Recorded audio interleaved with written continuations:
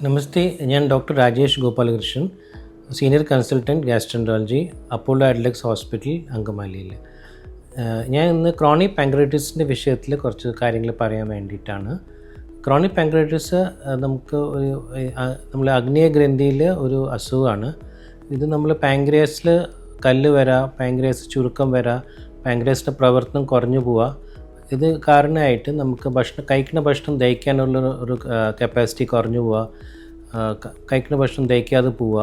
പിന്നെ പ്രമേഹം അല്ലെങ്കിൽ ഡയബറ്റീസും ഇതിൻ്റെ കാരണമായിട്ട് വരാൻ സാധ്യതയുള്ള അസുഖമാണ്. സാധാരണ ഇതിന് അസുഖങ്ങളുടെ ലക്ഷണങ്ങൾ വയറ്റുവേദന, ഭക്ഷണം ദഹിക്കാണ്ട് പോവുക, പിന്നെ പ്രമേഹം, ഇതൊക്കെയാണ് സാധാരണയുള്ള ലക്ഷണങ്ങൾ.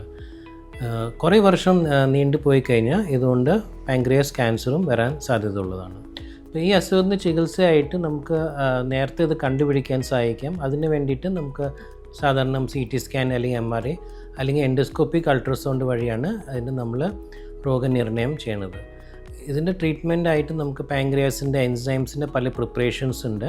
അത് നമ്മുടെ അസുഖത്തിൻ്റെ സ്റ്റേജും അതിൻ്റെ സിവിയറിറ്റി വെച്ചിട്ട് സാധാരണ പാൻക്രിയാസ് എൻസൈം പ്രിപ്പറേഷൻസ് നമ്മൾ ഭക്ഷണം കഴിക്കുമ്പോൾ അതിൻ്റെ കൂടെ തന്നെ കഴിക്കണം. ഇത് കൂടാതെ നമുക്ക് വേദനയ്ക്കുള്ള മരുന്നുകൾ അല്ലെങ്കിൽ ചിലപ്പോൾ എൻഡോസ്കോപ്പി അല്ലെങ്കിൽ സർജിക്കൽ പ്രൊസീജിയേഴ്സും വേണ്ടി വരും, ഇതിന് വേദന അതിൻ്റെ കാഠിന്യം കുറയ്ക്കാൻ വേണ്ടിയിട്ട്. അതല്ല, നമ്മൾ പ്രമേഹത്തിന് ട്രീറ്റ്മെൻറ്റായിട്ട് പല മരുന്നുകൾ അല്ലെങ്കിൽ ഇൻസുലിനും വേണ്ടി വരാറുണ്ട്. ക്രോണിക് പാൻക്രിയാറ്റിസിലെ ഏറ്റവും കൂടുതൽ കാണുന്ന സിംറ്റമാണ് വയറ്റുവേദന. അപ്പോൾ ഇത് വളരെ ചിലപ്പോൾ സിവിയർ പെയിനും ഉണ്ടാവാൻ സാധ്യതയുണ്ട്. അപ്പോൾ ഇത് സാധാരണ പ്രായം കൂടുമ്പോൾ പെയിൻ ഇങ്ങനെ പല എപ്പിസോഡ്സ് ആയിട്ട് വരാം.